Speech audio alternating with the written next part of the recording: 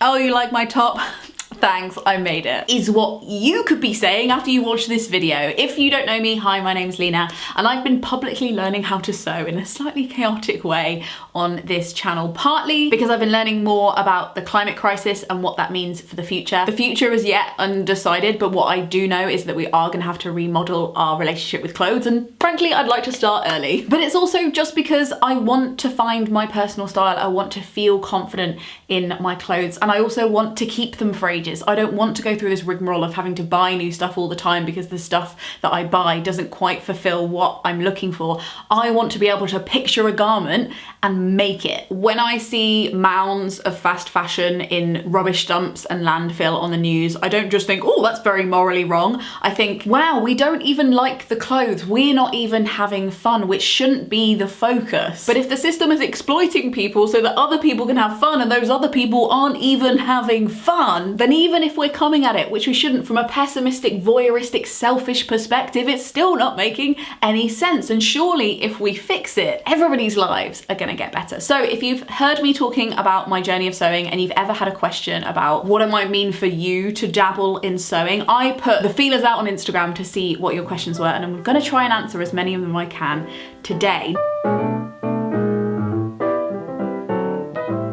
Bear in mind, I have been sewing for just over 2.5 years and I haven't been practicing that whole time. Like, that wasn't 2.5 years worth of solid practice. I've only been knitting since January and I don't crochet, which means I am not qualified to answer your in-depth sewing technical questions, but I am more than qualified to answer your basic beginner questions because I really remember being a beginner. It was literally yesterday. I'm still kind of a beginner now. I've never sewn a pair of trousers. I've never sewn a buttonhole. There are lots of thresholds I'm still to cross with sewing, but I'm having a great time and I'm able to make garments I can actually wear around in the real world, and people don't realize that I've made them until I boast about it. So with that in mind, let's get into the questions. How do you not get overwhelmed by how much you have to learn before you know what you're doing? Now, this is a fundamental misunderstanding I think I had about making your own clothes when I was starting out. That sewing was this unattainable, like you have to sink a decade into it kind of specialism, or you have to have grown up around a sewing machine or relatives sewing to be able to do the basics. I am here to tell you, please hear me, that if you have ever done a jigsaw puzzle, assembled some IKEA furniture, attempted to learn to drive, you have the basics of what it takes to sew. Sewing is essentially cutting out different shapes, piecing them together. I can't even think of a third thing because that's literally it. Obviously there's different levels of specialism and somebody can be an amazing artisan, catwalk making, show-stopping designer, but to make a basic garment takes hard work and skill, yes, but isn't something that I believe most of us are beyond learning. And also, like, learning to make my own clothes has made me remember what it's like to be a learner. I think we're really pushed to pick a specialism really early on in our schooling, and we often forget what it's like to have to coach yourself through doing something you're bad at the beginning. And spiritually, I think it's a really good thing to do, to practice being patient with yourself, practice breathing through frustration, all these things that used to feel really, really familiar to me as a kid and somehow have forgotten to do as an adult, maybe because I have these unrealistic expectations of myself where I'm like, why aren't I immediately good at stuff? I'm supposed to be an adult. Or the default to outsource harder tasks to other people. When, while it would be great to be able to outsource everything, we accept the fact that we might not have an income that supports somebody else doing our gardening, somebody else doing our cooking, somebody else doing our cleaning. These are things that, while a professional could do them better, we accept the responsibility of doing them ourselves. The difference is, and this is what I've come to realize, is that if I don't outsource my gardening, my garden just looks a bit messy, and the only person that suffers, and I use that in very heavy inverted commas, suffers, is me. Whereas if I outsource my garment making and I pay pittance for it from a fast fashion brand, I've outsourced that thing to somebody else who is at best being underpaid and at worst being abused. So, without getting on my soapbox too early in the video, I really believe that while it takes time and patience to make some room for even basic just mending and sewing in your life, I feel like we never have those kind of conversations when it comes to other parts of our domestic lives that we maintain, like topping up the oil in our car or defrosting our fridge. They're just parts of our physical, tangible lives around us that we just do. And I'd love for sewing to become, for those people whose lives facilitate it, just normal part of it. So yes, my answer is you will get overwhelmed, and then you'll remember what it feels like to get overwhelmed, and you'll start to flex the self-forgiveness muscles and the patience muscles and learn again how to be a learner. And that is so that you can use that skill a lot. That's very, very useful. I've been learning how to be a learner again, and it's really made a difference in the rest of my life. Anyway, next question. Where do I even begin with sewing, and do you have to use printed out patterns to sew your own clothes, or can you just measure? So I started out, and I have documented this all on YouTube, so you can literally watch me go and stumble my way in the dark trying to do this. I started doing masks and scrunchies and small square kind of items. You might all remember the time I made rice bags, for example, out of scrap fabric. I also documented myself learning to try and knit for the first time, which was frustrating for about a week. And now I'm just out here knitting all the time, even off screen when I'm waiting for Craig to set up the camera. I was knitting. From a practical point of view, before I ever watched a sewing tutorial, I was passively watching people sew via the internet, the magic of the internet. I personally had never sat next to somebody with a sewing machine and watched them sew before, so just watching the storytelling sewing YouTubers like Rachel Maxey, and I'll leave other few links below, of people just sewing in front of you while chatting, is a really good way of just like infusing it into your brain that it's even possible and that people do it, and vaguely the shape of how they get it done. Like, imagine having never watched anybody cook a meal before and just walking into a kitchen and expecting to cook a perfect meal. Like, you would never expect that of yourself, and I really think the internet is a great opportunity to just stand in the kitchen drinking a cup of tea or sipping a glass of wine and watching somebody else do it. No, you do not need patterns, but what I think you do need is one of the free tutorials from DIY Daisy. That's how I made my first garment. It's this dress, it's here. And you can also buy her book where she has loads of projects and explains in beautiful, simple, diagram-based detail things like what a seam is, how to sew a curve, like all of those basic things that you might not want to watch on screen, she has in that book. But she also has a lot of free resources, which is what I started out with. All of her projects are completely patternless, like most of them are just made out of squares and rectangles, which means they're completely size inclusive and customizable to you, and pretty zero waste as well. What can you do without a sewing machine, and is it possible to make good quality clothes without investing in a sewing machine? So Bernadette Banner, who's an amazing YouTuber, has literally a whole channel dedicated to this. Yes, you can.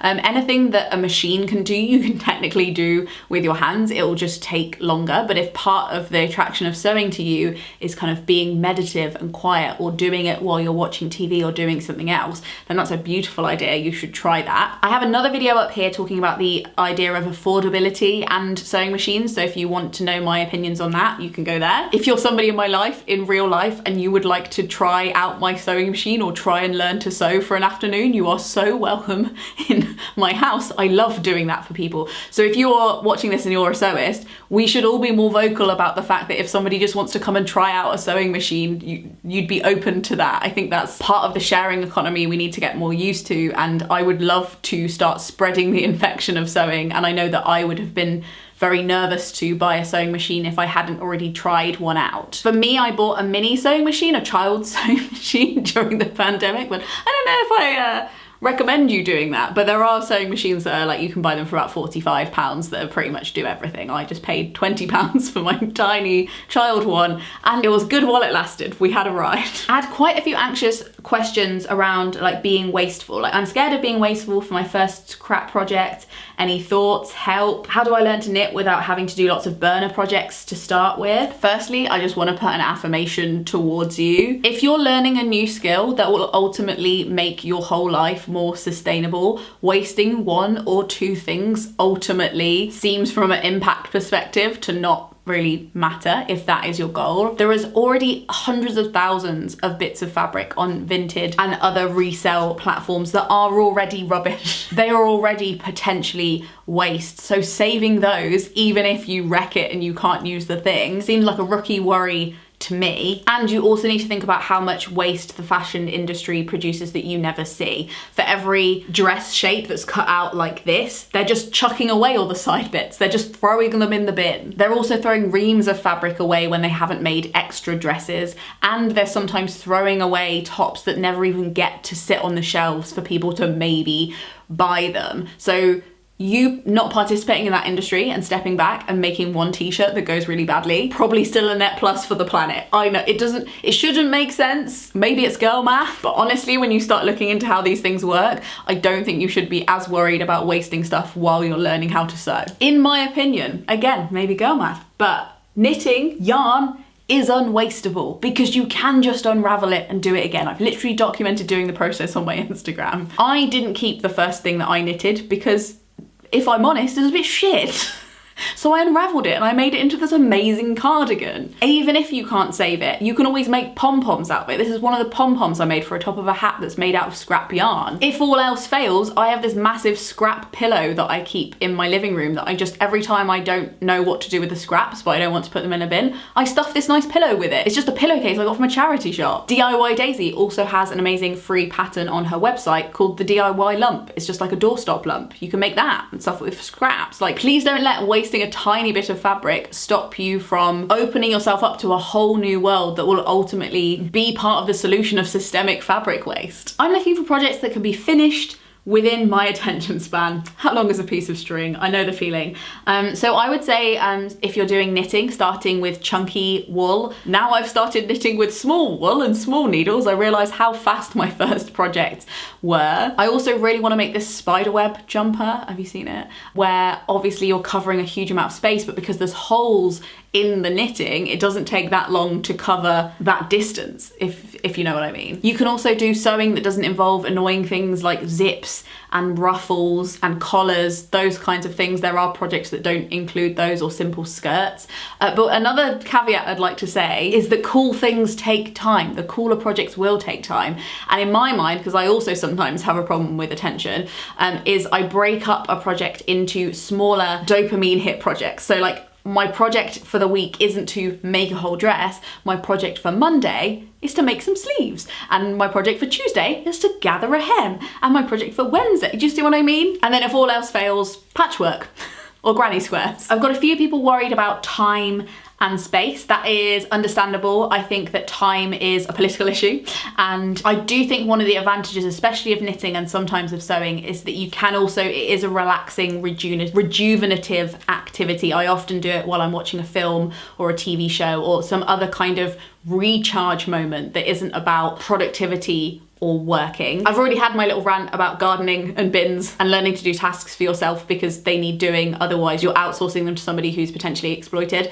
But I know that it does take a big chunk of time to get really good at something. So splitting that up into small chunks, I did it around a full-time job. It's only in very recent months that I've started like actually counting my sewing towards my work time if I'm making a video.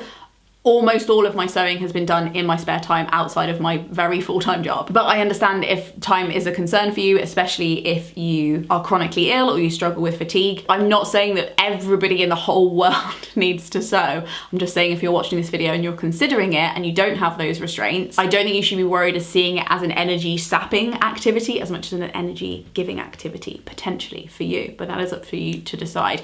When it comes to space, I covered that in this video. You should go and watch the thing about, do you need any space to sew? But the short answer is no, I don't really think you need that much space at all. I personally started sewing in the tiniest flat I've ever lived in, on a workspace that was about this big. Advice on upcycling, please. It's way harder to find good tips for that compared to sewing or knitting. Now, I actually found this too, starting out, until I realised that the reason there wasn't that much upcycling advice on the internet is because the upcycling advice you're looking for is literally in the sewing advice. Like when you upcycle something, you're doing one part of the process of making a garment, whether that's like adding a skirt or attaching some sleeves. You're picking one part of the sewing process and doing it.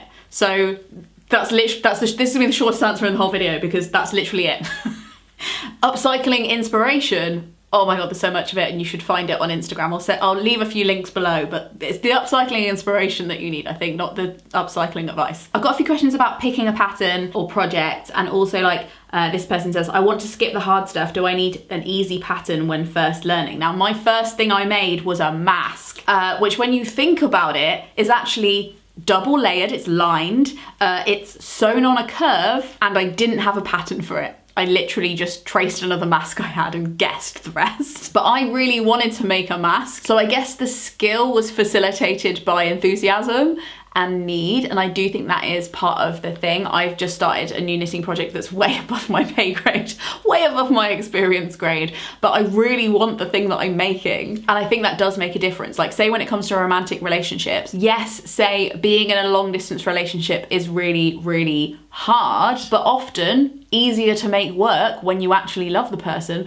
rather than trying to get with somebody in your hometown that you don't actually click with. It was a weird analogy, but bear with, it makes sense to me. The same happens with projects.